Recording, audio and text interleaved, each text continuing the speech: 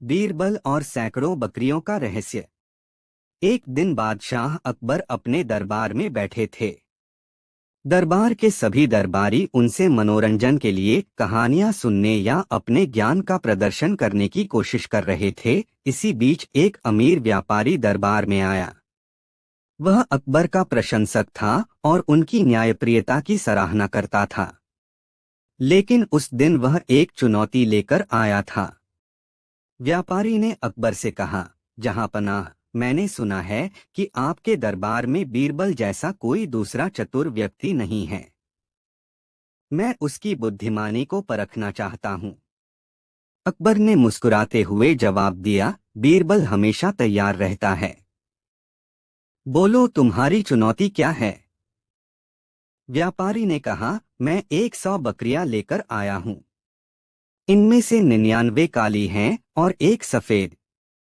मैं चाहता हूं कि बीरबल ऐसा उपाय करे कि इन बकरियों को 3 हिस्सों में बांट दिया जाए, लेकिन हर हिस्से में समान संख्या में बकरियां हों और सफेद बकरी भी हर हिस्से में मौजूद हो। यह सुनकर दरबारियों के चेहरे पर हैरानी छा गई। यह समस्या असंभव लग रही थी। बीरबल ने मुस्कुराते हुए कहा, जहांपनाह, मुझे थोड़ी देर का समय दें। मैं इस समस्या का समाधान करूंगा। बीरबल ने व्यापारी की चुनौती को गंभीरता से लिया। वह दरबार के बाहर गया और बकरियों को ध्यान से देखने लगा। कुछ देर सोचने के बाद वह दरबार में वापस आया और कहा, जहांपनाह, मुझे बकरियों और एक रस्सी की जरूरत होगी। दरबारियों ने सोचा कि यह समस्या असंभव है, लेकिन बीरबल ने 3 समूह बनाए। पहले समूह में उसने 33 काली बकरियां और सफेद बकरी रखी। दूसरे समूह में 33 काली बकरियां और सफेद बकरी को एक अलग रस्सी से बांध दिया। तीसरे समूह में बाकी बची 33 काली बकरियां और सफेद बकरी को भी शामिल किया। व्यापारी ने कहा, यह कैसे हो सकता है? आपने सफेद बकरी को 3 हिस्सों में कैसे बांट दिया? बीरबल ने जवाब दिया, सफेद बकरी एक ही है, लेकिन उसका उपयोग हर समूह में किया गया। वह हर हिस्से का हिस्सा है, लेकिन उसकी संख्या को नहीं बदला गया। यह समस्या की परिभाषा के आधार पर समाधान है। व्यापारी बीरबल की इस अनोखी सोच से प्रभावित हुआ और उसकी बुद्धिमानी की प्रशंसा की। कुछ दिनों बाद पड़ोसी राज्य के राजकुमार ने अकबर को चुनौती दी। उसने कहा, हमारे राज्य में एक तालाब है, जिसमें कोई भी व्यक्ति रात भर खड़ा नहीं रह सकता। जो ऐसा कर सकेगा, उसे मैं ढेर सारा सोना दूंगा। अगर आपका कोई दरबारी यह कर सके, तो मैं आपकी बुद्धिमानी को मान लूंगा। अकबर ने यह चुनौती स्वीकार कर ली। उन्होंने बीरबल से कहा, तुम्हें यह काम करना होगा। रात में बीरबल उस ठंडे तालाब में खड़ा हो गया। पूरी रात ठंडी हवा चलती रही, लेकिन बीरबल अडिग रहा। सुबह होने पर राजकुमार ने कहा, यह कैसे संभव है? इतनी ठंड में बीरबल जिंदा कैसे रह सकता है? बीरबल ने बताया कि उसने तालाब के किनारे जल रही एक लालटेन की ओर ध्यान केंद्रित किया था। राजकुमार ने कहा, अगर तुमने लालटेन की गर्मी से खुद को जीवित रखा, तो यह जीत नहीं मानी जाएगी। बीरबल मुस्कुराए और बोले, तो फिर आपके राज्य में पकी हुई रोटियां भी सूरज की गर्मी से तैयार होती हैं। अगर मेरी जीत मान्य नहीं है, तो आपकी रोटियां भी नकली हैं। राजकुमार बीरबल की चतुराई से हार मान गया और सोना अकबर के दरबार को दे दिया। अकबर ने बीरबल की तारीफ करते हुए कहा, तुम्हारी बुद्धिमानी और तर्कशक्ति ने हर समस्या का समाधान निकाल दिया। तुम्हारे बिना यह दरबार अधूरा है। दरबारियों ने बीरबल की प्रशंसा की और उनकी कहानियां पूरे राज्य में फैल गईं। बुद्धिमानी और तर्क से हर समस्या का समाधान संभव है। किसी भी कठिनाई में धैर्य और चतुराई से काम लें, तो असंभव भी संभव हो सकता है। अकबर और बीरबल की मृत व्यक्ति की गवाही। बादशाह अकबर का दरबार अपनी अद्भुत कहानियों और अनोखे फैसलों के लिए प्रसिद्ध था।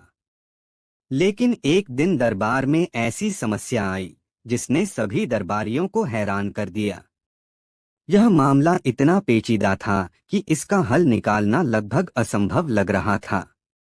परंतु बीरबल की चतुराई ने एक बार फिर साबित कर दिया कि उनकी बुद्धि के सामने कोई समस्या टिक नहीं सकती। एक दिन दरबार में एक व्यापारी आया। उसके कपड़े फटे हुए थे और चेहरे पर गहरी चिंता थी। उसने रोते हुए बादशाह से न्याय की गुहार लगाई। व्यापारी ने कहा, जहां पनाह, मेरा पड़ोसी धोखेबाज है। उसने मुझसे भारी रकम उधार ली थी और वादा किया था कि वह इसे समय पर लौटा देगा। परंतु अब वह न केवल कर्ज चुकाने से इनकार कर रहा है, बल्कि यह भी दावा कर रहा है कि मैंने उसे कोई पैसा दिया ही नहीं। बादशाह ने पड़ोसी को बुलाने का आदेश दिया। कुछ समय बाद वह व्यक्ति दरबार में उपस्थित हुआ। पड़ोसी ने कहा, जहां पनाह, यह झूठा है। इसने मुझे कभी कोई पैसा नहीं दिया। यह बस मुझे बदनाम करने की कोशिश कर रहा है। बादशाह ने कहा, क्या तुम्हारे पास कोई गवाह है या कोई प्रमाण है? व्यापारी ने जवाब दिया, जहां पनाह, उस समय वहां केवल एक गवाह था, वह पेड़ जिसके नीचे मैंने उसे पैसा दिया था। लेकिन अब वह पेड़ मेरे लिए गवाही नहीं दे सकता। यह सुनकर दरबारियों में खुसुर फुसुर शुरू हो गई। हर कोई सोचने लगा कि यह कैसा मामला है। किसी पेड़ को गवाह कैसे बनाया जा सकता है? बादशाह ने दरबारियों से सुझाव मांगा, लेकिन कोई समाधान नहीं निकल पाया। सभी यह मानने लगे थे कि यह मामला सुलझाना असंभव है। आखिरकार बादशाह ने बीरबल की ओर देखा और कहा, बीरबल, तुम्हें क्या लगता है? क्या इस व्यापारी के लिए न्याय हो सकता है? बीरबल मुस्कुराए और बोले, जहां पनाह, न्याय अवश्य होगा। परंतु मुझे इस समस्या को सुलझाने के लिए थोड़ा समय चाहिए। बादशाह ने अनुमति दे दी। बीरबल ने व्यापारी और पड़ोसी को अपने पास बुलाया। उन्होंने व्यापारी से पूछा, तुमने कहा था कि यह घटना एक पेड़ के नीचे हुई थी। क्या तुम उस पेड़ को पहचान सकते हो? व्यापारी ने कहा, हाँ, जहां पनाह, वह पेड़ मेरे खेत के पास खड़ा है। बीरबल ने कहा, तो तुम जल्दी से जाओ और उस पेड़ को यहाँ बुलाने का प्रयास करो। अगर वह पेड़ खुद नहीं आ सकता, तो कम से कम उससे पूछो कि उसने क्या देखा था। हम उसी की गवाही सुनेंगे। यह सुनकर पड़ोसी हंसने लगा और बोला, जहां पनाह, यह कैसा मजाक है? पेड़ कैसे आ सकता है? बीरबल ने गंभीरता से जवाब दिया, सच का पता लगाने के लिए हर संभव प्रयास करना आवश्यक है।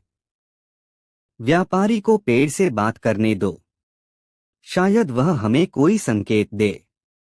बीरबल ने व्यापारी को पेड़ तक जाने का आदेश दिया। व्यापारी तुरंत चला गया।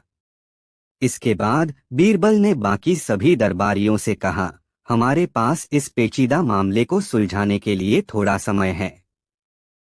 आइए तब तक प्रतीक्षा करते हैं। लेकिन तभी बीरबल ने एक चाल चली।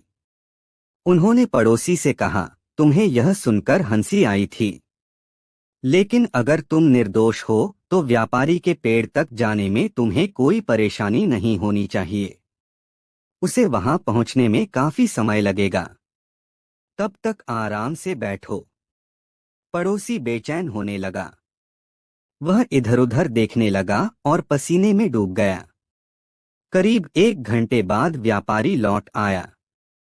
उसने कहा, जहां पनाह, मैंने पेड़ से बात की, लेकिन वह मुझे कुछ भी बताने को तैयार नहीं है।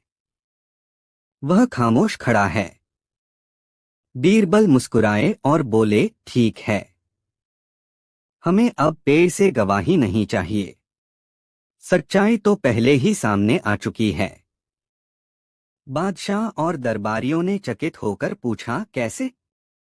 बीरबल ने पड़ोसी की ओर इशारा करते हुए कहा, जहां पनाह, इस व्यक्ति का चेहरा सारी कहानी बयान कर रहा है।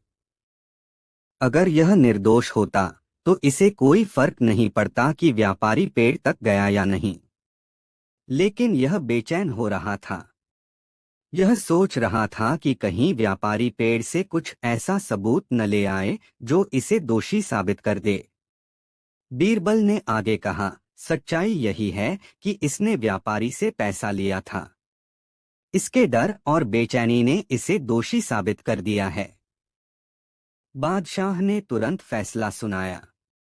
पड़ोसी को व्यापारी का कर्ज चुकाने का आदेश दिया गया। साथ ही उसे झूठ बोलने और न्याय में बाधा डालने के लिए दंडित किया गया। व्यापारी ने बादशाह और बीरबल को धन्यवाद दिया। बादशाह ने मुस्कुराते हुए कहा, बीरबल, तुमने एक बार फिर साबित कर दिया कि कोई भी समस्या तुम्हारी बुद्धि के सामने टिक नहीं सकती। न्याय पाने का सबसे अच्छा तरीका है सच्चाई और समझ का इस्तेमाल करना। इस घटना ने साबित कर दिया कि झूठ कितना भी छिपाया जाए, एक दिन वह सामने आ ही जाता है।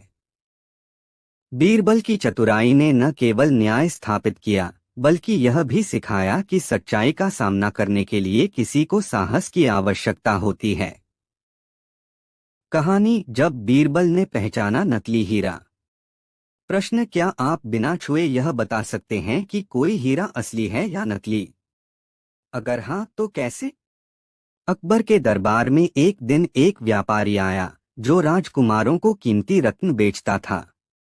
वह अपने साथ एक बड़ा और चमकदार हीरा लाया।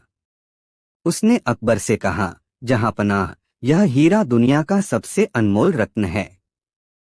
अगर यह आपके खजाने में शामिल हो जाए तो इसकी शान और बढ़ जाएगी। अकबर ने हीरा देखा। उसकी चमक सचमुच आंखों को चौंधिया देने वाली थी। लेकिन इतने महंगे रत्न को खरीदने से पहले अकबर पूरी तरह आश्वस्त होना चाहते थे। उन्होंने बीरबल को बुलाया और कहा, बीरबल, तुम इस हीरे की जांच करो और बताओ कि यह असली है या नकली। बीरबल मुस्कुराया और व्यापारी से पूछा, यह हीरा आपको कहाँ से मिला? व्यापारी बोला, जहांपनाह, यह मेरे पुरखों की धरोहर है। यह सालों से हमारे परिवार में है।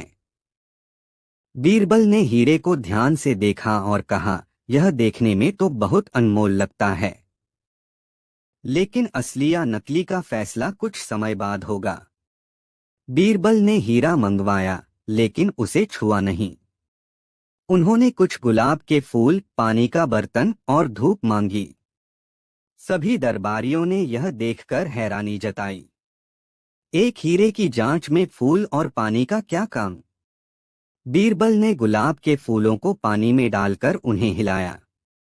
फिर उन्होंने व्यापारी से पूछा, क्या यह हीरा गुलाब की पंखुड़ियों के साथ रंग बदल सकता है? क्योंकि असली हीरा जब पानी के संपर्क में आता है तो वह पंखुड़ियों पर हल्का सा प्रभाव डालता है। व्यापारी चौंक गया। उसने ऐसा पहले कभी नहीं सुना था। अकबर और बाकी दरबारी भी हैरान थे। कुछ देर बाद बीरबल ने घोषणा की, जहांपनाह, यह हीरा नकली है। दरबार में सन्नाटा छा गया। अकबर ने पूछा, बीरबल, तुमने यह कैसे साबित किया? बीरबल ने मुस्कुराकर कहा, जहांपनाह, असली हीरा इतना शुद्ध होता है कि वह पानी को हल्का ठंडा कर देता है। लेकिन जब मैंने पानी में इस हीरे को रखा तो कोई बदलाव नहीं हुआ। इसके अलावा असली हीरे की चमक सूर्य की रोशनी में अलग झलक देती है, जो इस हीरे में नहीं थी। यह महज कांच का टुकड़ा है। यह सुनकर व्यापारी डर के मारे कांपने लगा। अकबर ने सख्त स्वर में पूछा, सच सच बताओ, यह नकली हीरा लाकर तुमने हमें धोखा देने की कोशिश क्यों की? व्यापारी घबराते हुए बोला, जहांपनाह, मुझे माफ कर दें। मैं इस हीरे को असली बताकर बड़ी कीमत पर बेचने आया था, लेकिन मुझे नहीं पता था कि आपकी बुद्धिमानी का सामना करना पड़ेगा। अकबर ने कहा, बीरबल, तुमने इस नकली हीरे को पहचान लिया, लेकिन क्या यह जान पाओगे कि इसके पीछे किसी और का षड्यंत्र है या नहीं? व्यापारी अकेला नहीं लग रहा। मुझे पूरा सच जानना है। बीरबल ने सिर झुकाकर कहा, जहां पनाह, यह मामला यहीं खत्म नहीं होता।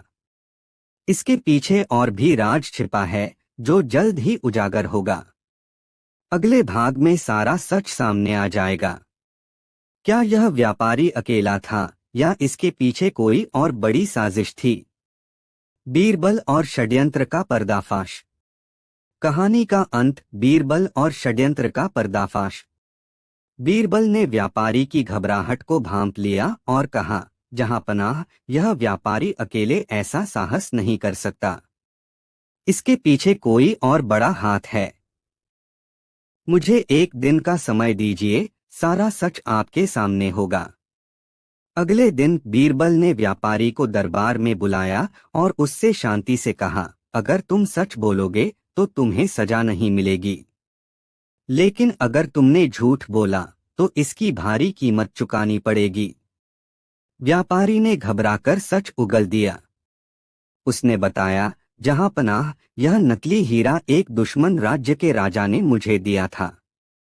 उसने मुझे आदेश दिया कि मैं इसे आपके पास लेकर आऊं और आपकी संपत्ति का अपमान करूं।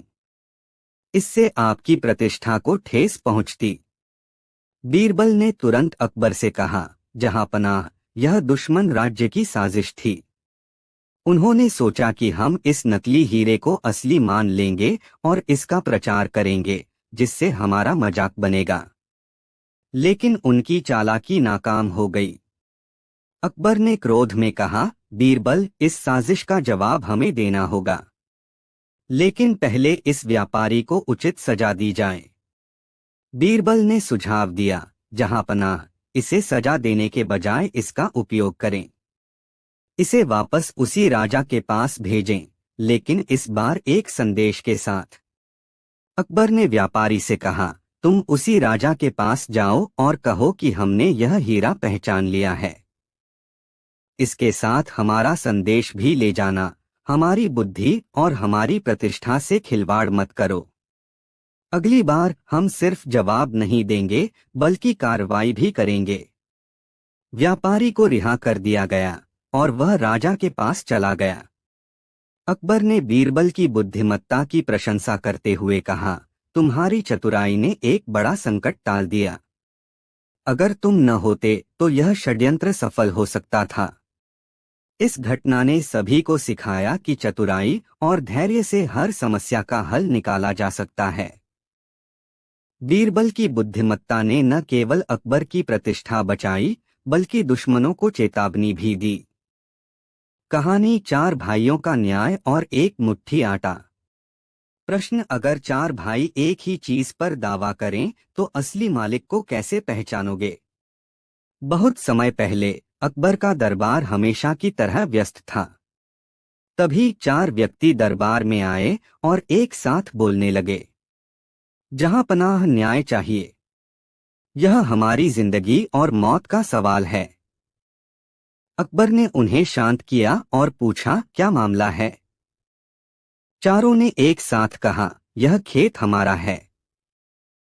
अकबर चौंके, एक ही खेत चार लोगों का कैसे हो सकता है? चारों भाइयों ने अपनी कहानी सुनानी शुरू की। उनका पिता मरते समय यह खेत छोड़ गया था, लेकिन उन्होंने वसीयत नहीं लिखी। अब चारों भाई खेत के मालिक होने का दावा कर रहे थे। हर भाई यह कहता था कि उसने सबसे ज्यादा मेहनत की है। अकबर ने बीरबल की ओर देखा और कहा, बीरबल, यह मामला तुम्हारे लिए है। सच्चे मालिक का फैसला करो। बीरबल ने मुस्कराते हुए कहा, जहां पनाह, यह बहुत सरल है, लेकिन इसके लिए मुझे थोड़ा समय चाहिए। अगले दिन बीरबल ने चारों भाइयों को बुलाया और एक छोटी थैली में आटा लेकर आया। उसने कहा, यहाँ एक मुट्ठी आटा है। इसे लो और अपने खेत की मिट्टी में मिलाकर वापस आओ। मैं तुम्हारे खेत के मालिक का फैसला इसके बाद करूंगा। चारों भाई चकित रह गए। आटे का खेत से क्या लेना देना, वे फुसफुसाए। लेकिन बीरबल की चतुराई पर भरोसा था, तो सभी चले गए।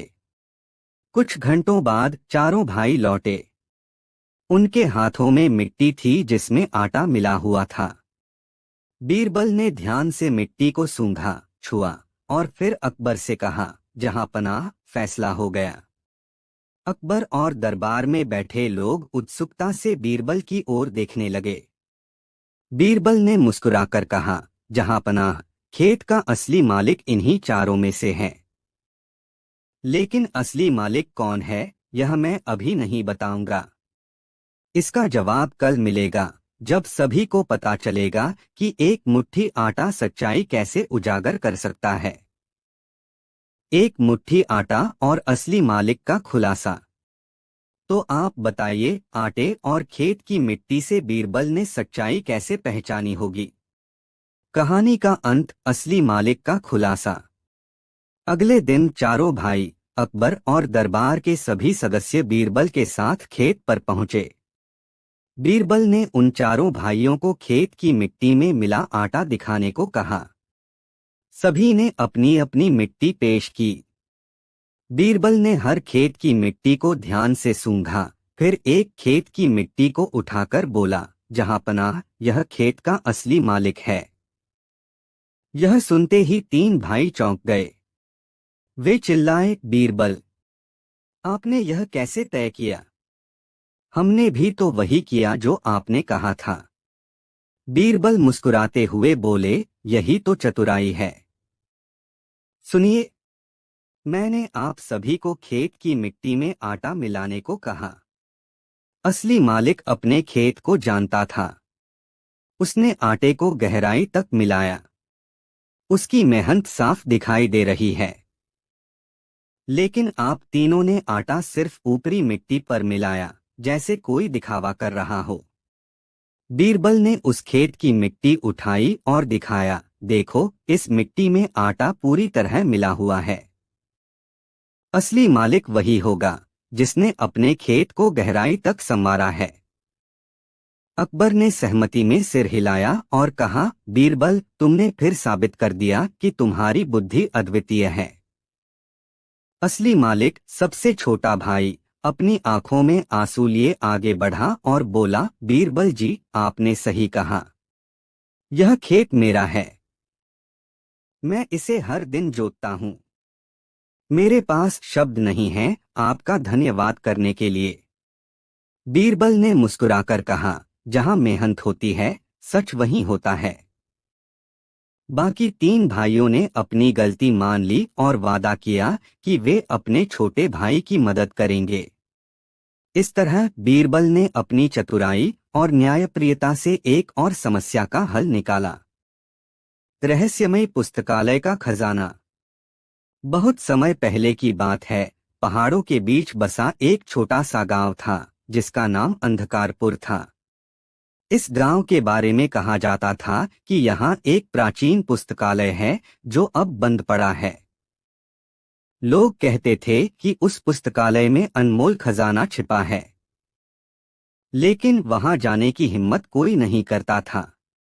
गांव के बुजुर्गों का मानना था कि पुस्तकालय पर एक प्राचीन जादूगर ने शाप दिया था। जिसने भी खजाने को पाने की कोशिश की, वह कभी लौटकर नहीं आया। इस डर से लोग पुस्तकालय की ओर देखने तक से कतराते थे। इस गांव में तीन दोस्त रहते थे, वीर, अंशिका और निहार। वीर साहसी था, अंशिका बहुत बुद्धिमान और निहार अपनी योजनाओं के लिए प्रसिद्ध था।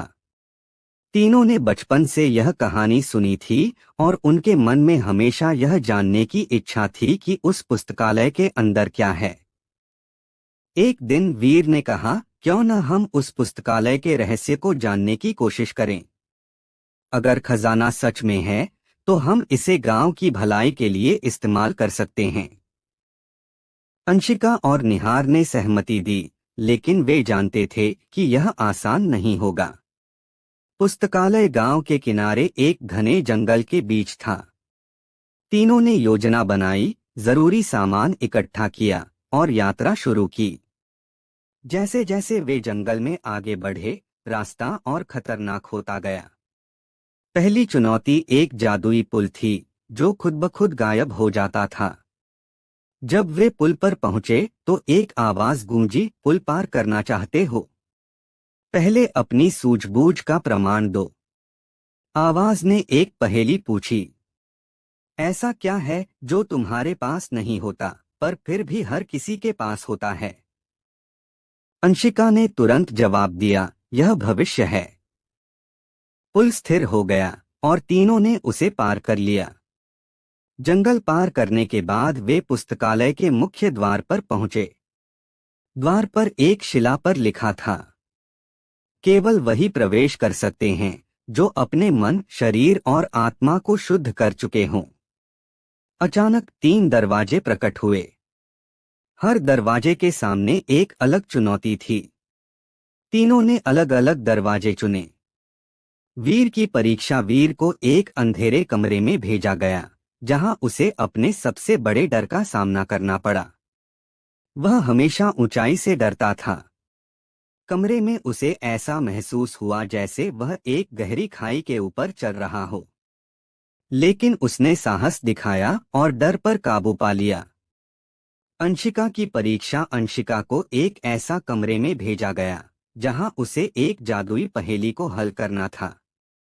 उसने अपनी बुद्धिमानी से पहेली हल की। निहार की परीक्षा। निहार को एक ऐसी स्थिति में डाला गया जहां उसे अपनी इच्छाओं को नियंत्रित करना था। उसने लालच पर काबू पाया और परीक्षा पास कर ली। जब तीनों ने अपनी परीक्षाएं पास कर लीं, तो द्वार खुल गया। वे अंदर पहुंचे तो उन्होंने देखा कि पुस्तकालय किताबों से भरा हुआ था। लेकिन ये साधारण किताबें नहीं थीं। हर किताब एक रहस्य या जादू को छुपाए हुए थी। सबसे बीच में एक बड़ी किताब थी जिस पर लिखा था, ज्ञान का खजाना। तीनों ने उसे खोला। किताब में लिखा था, सच्चा खजाना वह है जो केवल धन नहीं बल्कि दुनिया को बदलने की ताकत देता है। तभी एक तेज रोशनी से एक जादूगर प्रकट हुआ।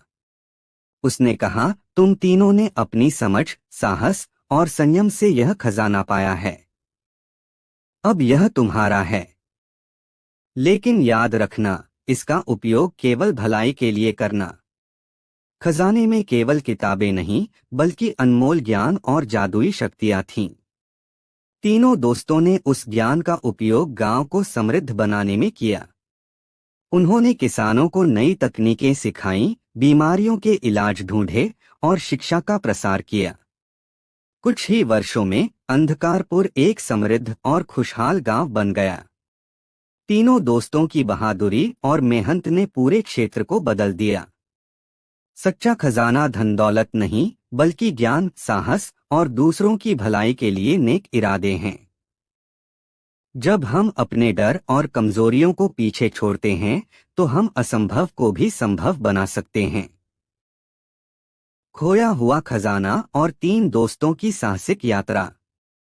बहुत समय पहले की बात है। एक छोटे से गांव चंदनपुर में 3 घनिष्ठ मित्र रहते थे।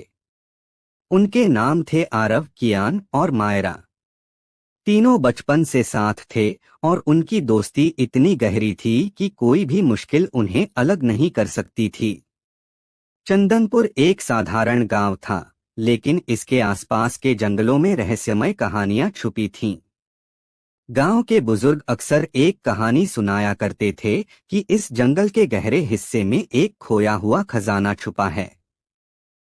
इस खजाने को खोजने वाला न केवल अमीर बनेगा बल्कि उसे एक जादुई वरदान भी मिलेगा। हालांकि इसे पाना इतना आसान नहीं था। कहते हैं कि रास्ते में कई रहस्यमय पहेलियां और खतरनाक चुनौतियां थीं। एक दिन तीनों दोस्तों ने तय किया कि वे इस खजाने की खोज करेंगे। उनकी जिंदगी में अब तक कुछ रोमांचक नहीं हुआ था और यह यात्रा उनके लिए एक बड़ा साहसिक कदम था। उन्होंने अपनी जरूरत की चीजें जैसे भोजन, पानी और नक्शा लेकर जंगल की ओर प्रस्थान किया। जंगल में घुसते ही उन्होंने महसूस किया कि यह कोई साधारण जंगल नहीं है। वहां के पेड़ बहुत ऊंचे और घने थे और हर तरफ से अजीब सी आवाजें आ रही थीं। आरव, जो समूह का सबसे साहसी था, सबसे आगे चल रहा था। मायरा ने पीछे से कहा, क्या हमें सच में यह करना चाहिए? यह खजाना शायद सिर्फ एक कहानी हो। कियान ने मुस्कुराते हुए कहा, अगर हम कोशिश नहीं करेंगे तो हमें कभी पता नहीं चलेगा। चलो हमें आगे बढ़ना चाहिए। उल कुछ घंटों की यात्रा के बाद वे एक झरने के पास पहुंचे। यह झरना साधारण नहीं था। झरने के पानी के साथ हवा में अजीब सी आवाजें गूंज रही थीं, जैसे कोई उन्हें बुला रहा हो। झरने के पास एक शिला पर लिखा था, यदि खजाना पाना है तो अपने दिमाग को लगाना है। 3 सवालों का उत्तर दो, तभी तुम्हारा रास्ता आगे होगा। आरव ने कहा, चलो देखते हैं क्या सवाल हैं। तभी झरने के पानी से एक चमकदार आकृति उभरी और 3 पहेलियां पूछी। एक, ऐसा कौन सा जीव है जो सुबह 4 पैरों पर, दोपहर में 2 पैरों पर और रात में 3 पैरों पर चलता है? मायरा ने तुरंत जवाब दिया, यह तो मनुष्य है। बचपन में हम चारों पर चलते हैं, जवानी में 2 पैरों पर और बुढ़ापे में छड़ी के सहारे 3 पैरों पर। 2 ऐसी चीज क्या है जो बिना पंखों के उड़ती है और बिना पैरों के दौड़ती है? कियान ने सोचा और जवाब दिया, यह हवा है। 3 ऐसा क्या है जिसे जितना ज्यादा निकालो वह उतना बड़ा होता है? इस बार आरव ने जवाब दिया, यह गड्ढा है। तीनों जवाब सही थे। झरना अचानक से चमक उठा और उसके पीछे से एक गुप्त रास्ता खुल गया। रास्ता जंगल के गहरे हिस्से में ले गया, जहां उन्होंने एक बड़ी भूलभुलिया देखी। इस भूलभुलिया के चारों तरफ ऊंची दीवारें थीं और रास्ता इतना उलझा हुआ था कि कोई भी आसानी से भटक सकता था। दीवारों पर अजीब चित्र बने हुए थे, जिनमें तीर के निशान और प्रतीक थे। मायरा ने दीवारों के चित्रों को ध्यान से देखा और कहा, मुझे लगता है ये चित्र रास्ता दिखा रहे हैं।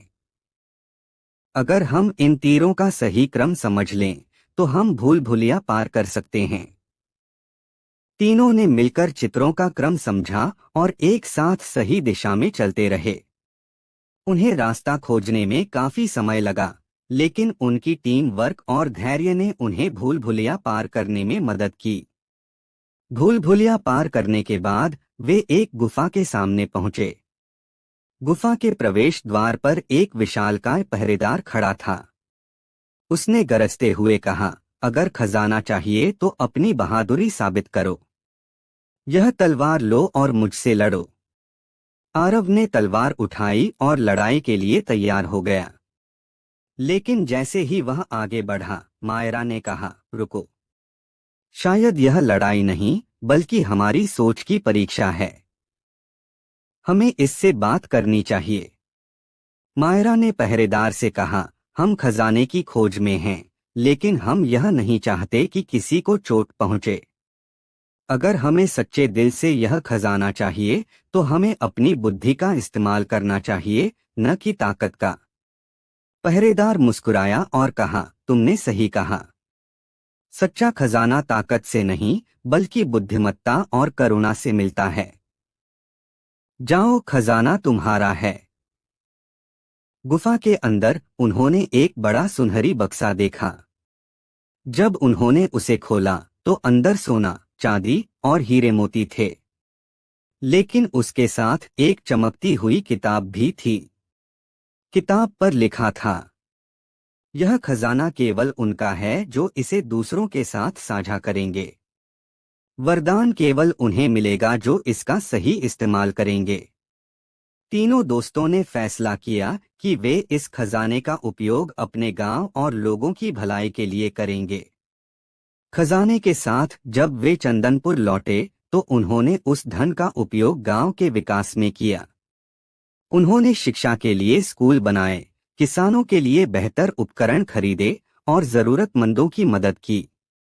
खजाने के साथ मिली किताब ने उन्हें सिखाया कि सच्चा खजाना दूसरों की मदद करने में है।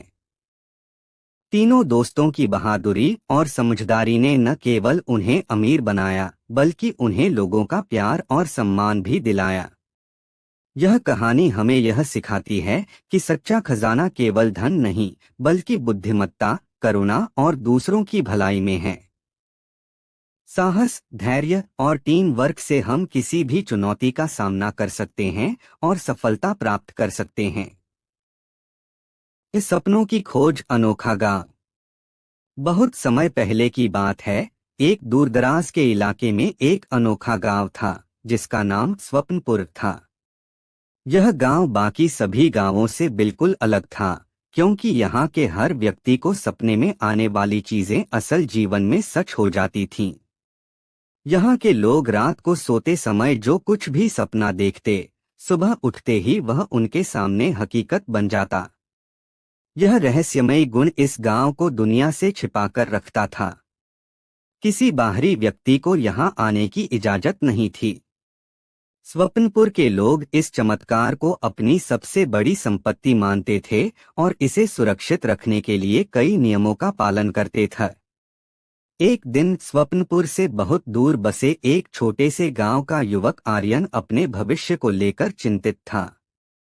आर्यन की मां बचपन में ही गुजर गई थीं और उसके पिता किसान थे। आर्यन पढ़ाई में तेज था, लेकिन उसके पास बड़े सपने देखने का साहस नहीं था। उसे अपनी जिंदगी बहुत साधारण और नीरस लगती थी। एक दिन आर्यन को एक बूढ़े यात्री ने स्वप्नपुर के बारे में बताया। उसने कहा, स्वप्नपुर ऐसा गांव है जहां लोग सपनों से अपनी किस्मत बना लेते हैं, लेकिन वहां तक पहुंचना आसान नहीं है। जंगल, पहाड़ और कई खतरों को पार करना पड़ता है। आर्यन ने यह सुनते ही ठान लिया कि वह स्वप्नपुर जाएगा और अपने सपनों को साकार करेगा। आर्यन ने अपने सफर की शुरुआत की। उसे जंगल पार करना पड़ा, जहां जंगली जानवरों का खतरा था। एक दिन जब वह घने जंगल में चल रहा था, तो उसका सामना एक बड़े शेर से हुआ। आर्यन ने अपनी समझदारी से शेर को शांत किया। उसने शेर को पानी पिलाया, क्योंकि वह प्यासा था। शेर ने आर्यन को कोई नुकसान नहीं पहुंचाया और उसे जंगल के सुरक्षित रास्ते तक छोड़ दिया। आगे बढ़ते हुए आर्यन को एक बड़ा पहाड़ पार करना पड़ा। पहाड़ पर चढ़ते समय एक बार आर्यन का पैर फिसला, लेकिन उसने हिम्मत नहीं हारी। उसने अपनी इच्छा शक्ति के बल पर चोटी तक पहुंचने में कामयाबी हासिल की। इस यात्रा के दौरान आर्यन ने कई कठिनाइयों का सामना किया, लेकिन हर बार उसने धैर्य और साहस से उनका समाधान किया। आखिरकार कई हफ्तों की यात्रा के बाद आर्यन स्वप्नपुर पहुंच गया। गांव में प्रवेश करते ही उसने देखा कि हर तरफ खुशी और समृद्धि का माहौल है। लोग अपने सपनों को सच होते देखकर बहुत खुश थे। लेकिन आर्यन को यह समझने में देर नहीं लगी कि इस गांव में बसने के लिए एक परीक्षा देनी होगी। गांव के मुखिया ने आर्यन से कहा, जो भी यहाँ बसना चाहता है, उसे यह साबित करना होगा कि उसके इरादे नेक हैं। अगर तुम्हारे इरादे स्वार्थी होंगे, तो यह गांव तुम्हें हमेशा के लिए ठुकरा देगा। आर्यन ने परीक्षा देने का निश्चय किया। परीक्षा में उसे अपने सपनों की सच्चाई और उनके पीछे की मंशा को साबित करना था। मुखिया ने आर्यन से पूछा, तुम यहाँ क्यों आए हो? क्या तुम केवल धन और संपत्ति चाहते हो? आर्यन ने विनम्रता से उत्तर दिया, मैं यहाँ अपने सपनों को साकार करने आया हूँ। लेकिन मेरे सपने केवल मेरे लिए नहीं हैं।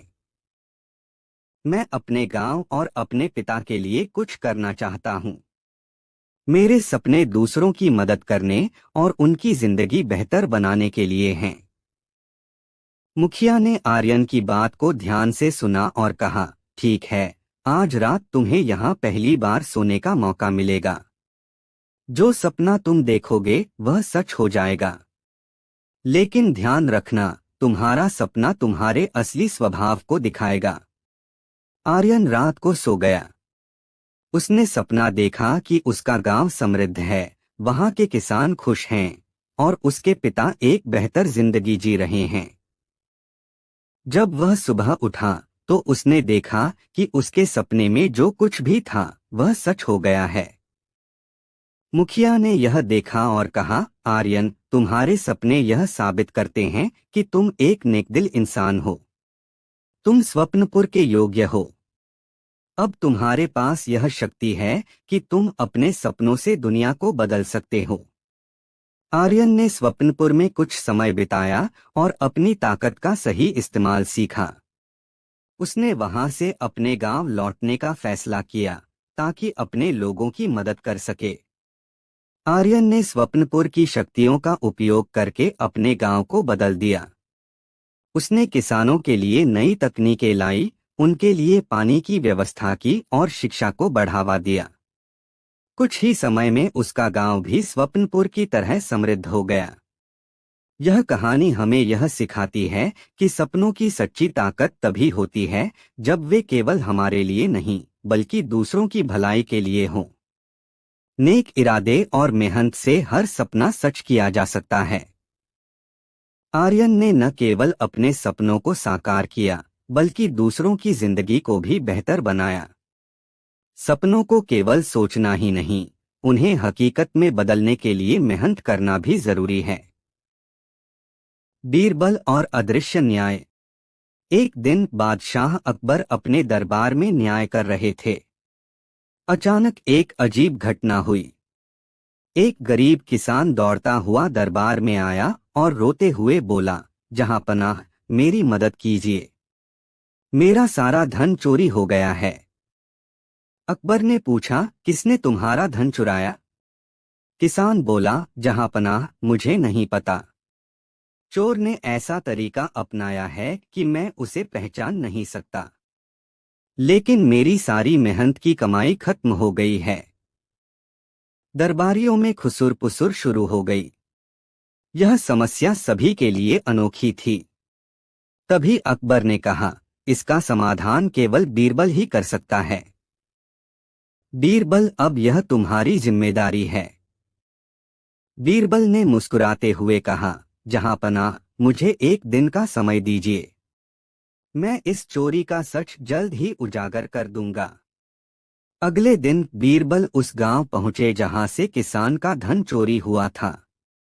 उन्होंने गांव के सभी प्रमुख लोगों को बुलाया और कहा, हमने सुना है कि इस गांव में एक चोर छिपा हुआ है। लेकिन याद रखो, चोर कितना भी चालाक क्यों न हो, वह सच्चाई से बच नहीं सकता। गांव के लोग चुप थे। बीरबल ने सभी घरों की तलाशी ली, लेकिन कोई सबूत नहीं मिला। तब उन्होंने गांव वालों को एक अजीब आदेश दिया। उन्होंने कहा, मैं आज रात एक विशेष उपाय करूंगा। जो चोर है वह पकड़ा जाएगा। बीरबल ने गांव के सभी लोगों को बुलाया और हर किसी को एक एक बांस की छड़ी दी। उन्होंने कहा, यह कोई साधारण बांस नहीं है। यह जादुई बांस है। जो भी चोर होगा, उसकी छड़ी रात भर में 4 अंगुल बढ़ जाएगी। गांव वाले यह सुनकर डर गए। बीरबल ने सभी को हिदायत दी कि वे अपनी अपनी छड़ी अपने पास रखें और सुबह दरबार में वापस लेकर आएं। अगली सुबह सभी लोग अपनी छड़ियां लेकर दरबार में पहुंचे। बीरबल ने एक एक करके सभी की छड़ियां जांची। अचानक उन्होंने एक व्यक्ति की छड़ी को ध्यान से देखा और मुस्कुराए। उन्होंने कहा, जहां पनाह, यही है वह चोर। अकबर चौंक गए और बोले, बीरबल, तुमने यह कैसे पता लगाया? बीरबल ने समझाया, जहां पनाह, जादुई बांस वाली बात तो एक चाल थी। मैंने कहा था कि चोर की छड़ी 4 अंगुल बढ़ जाएगी। लेकिन सच्चाई यह है कि चोर डर के मारे रात भर अपनी छड़ी को 4 अंगुल काट देगा ताकि वह बढ़ी हुई न लगे। इस व्यक्ति की छड़ी बाकी सभी से छोटी है। वह व्यक्ति घबरा गया और उसने अपनी चोरी स्वीकार कर ली। उसने किसान का सारा धन लौटा दिया।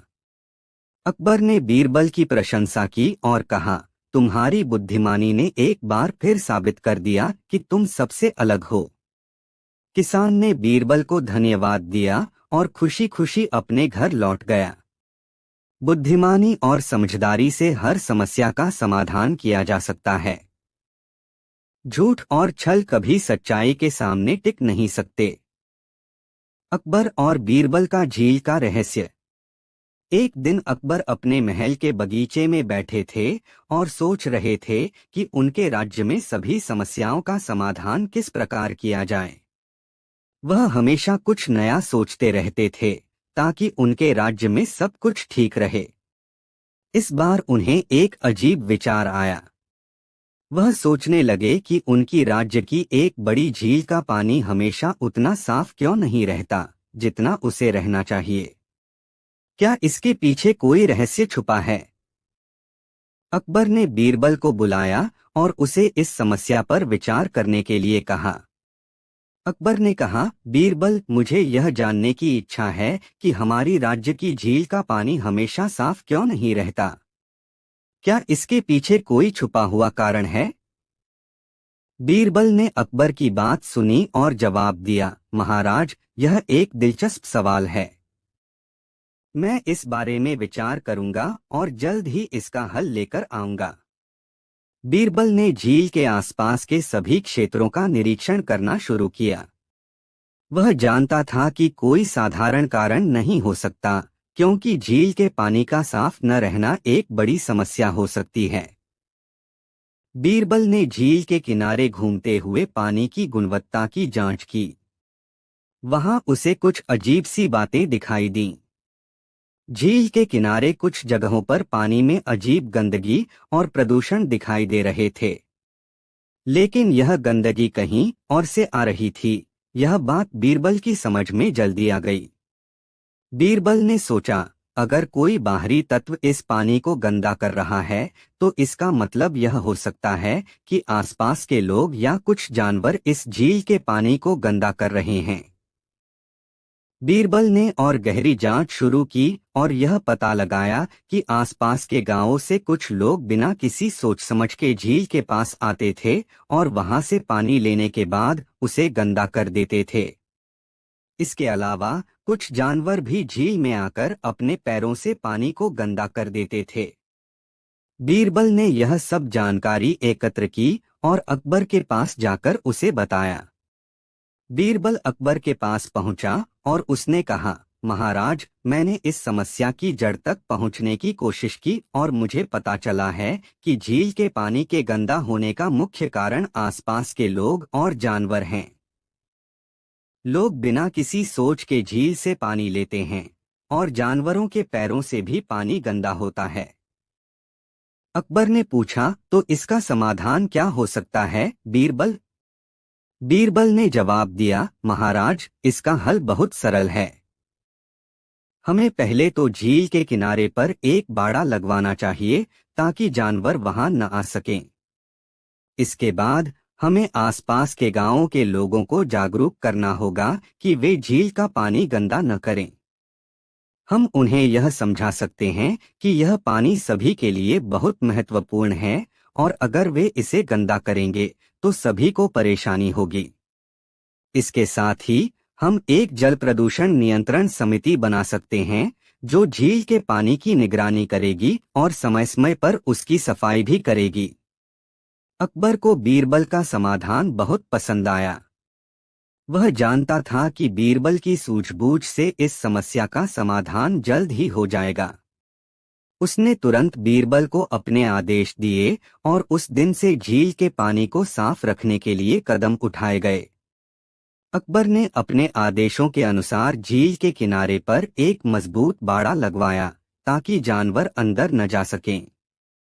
इसके बाद गांवों के प्रमुखों को बुलाकर उन्हें जागरूक किया गया कि वे झील के पानी को साफ रखें। बीरबल ने व्यक्तिगत रूप से झील की सफाई की निगरानी शुरू की। इसके साथ ही जल प्रदूषण नियंत्रण समिति का गठन किया गया जो समय समय पर झील के पानी की गुणवत्ता की जांच करती थी और उसे साफ रखने के लिए उपाय करती थी। कुछ महीनों में झील का पानी पहले से कहीं अधिक साफ हो गया। अब लोग बिना किसी चिंता के झील से पानी लेते थे और जानवर भी वहां नहीं आते थे। झील की सफाई और उसे गंदगी से बचाने का काम पूरी तरह से सफल हो गए। अकबर ने बीरबल की बुद्धिमत्ता की सराहना की और कहा, बीरबल, तुमने बहुत अच्छा काम किया। तुमने न केवल इस समस्या का समाधान निकाला, बल्कि तुम्हारी सूझबूझ और प्रयासों ने हमारी राज्य की झील को फिर से साफ और सुरक्षित बना दिया। बीरबल ने मुस्कुराते हुए जवाब दिया, महाराज, यह तो मेरी जिम्मेदारी थी। मैं खुश हूं कि मैं आपकी अपेक्षाओं पर खरा उतर पाया। इस कहानी से यह संदेश मिलता है कि किसी भी समस्या का समाधान अच्छे दृष्टिकोण और सही योजना से निकाला जा सकता है। बीरबल ने अपनी समझदारी और सूझबूझ से न केवल अकबर को संतुष्ट किया, बल्कि झील की सफाई की समस्या को भी हल किया। कभी कभी हमें छोटी छोटी चीजों पर ध्यान देना होता है और समस्या की जड़ तक पहुंचने के लिए पूरी तरह से सोच समझकर काम करना होता है। अकबर और बीरबल की सच्चाई का रहस्य। बादशाह अकबर अपनी प्रजा और दरबारियों की ईमानदारी के लिए प्रसिद्ध थे, लेकिन उनकी यह आदत भी थी कि वे सच्चाई का मूल्य जानने के लिए रोचक प्रश्न और चुनौतियां पेश करते रहते थे। अकबर ने दरबारियों से कहा, हमारे राज्य में कौन सबसे सच्चा और ईमानदार व्यक्ति है, इसका पता लगाने के लिए मैं एक परीक्षा लेना चाहता हूँ। जो इस परीक्षा में सफल होगा, उसे सोने की 100 मुद्राओं का इनाम दिया जाएगा। दरबार में सभी उत्साहित हो गए और अकबर ने आगे कहा, शहर के सबसे सच्चे व्यक्ति को खोजकर दरबार में लाया जाए। लेकिन शर्त यह है कि वह व्यक्ति खुद को सच्चा घोषित नहीं कर सकता। उसका सच्चा होना उसके कर्मों से प्रमाणित होना चाहिए। यह सुनकर सभी दरबारी अपने अपने तरीके से शहर के सच्चे व्यक्ति को खोजने निकल पड़े। कोई मंदिरों में गया तो कोई बाजार में, कोई गरीबों के बीच सच्चाई ढूंढने लगा तो कोई अमीरों में ईमानदारी तलाशने लगा। लेकिन बीरबल हमेशा की तरह अपनी अनोखी बुद्धिमत्ता के साथ सोचने लगा। उसने खुद से कहा, सच्चाई किसी खास स्थान या स्थिति से नहीं जानी जा सकती। यह व्यक्ति के आचरण और सोच में होती है। मुझे इसे समझदारी से खोजना होगा। बीरबल ने एक अजीब घोषणा की।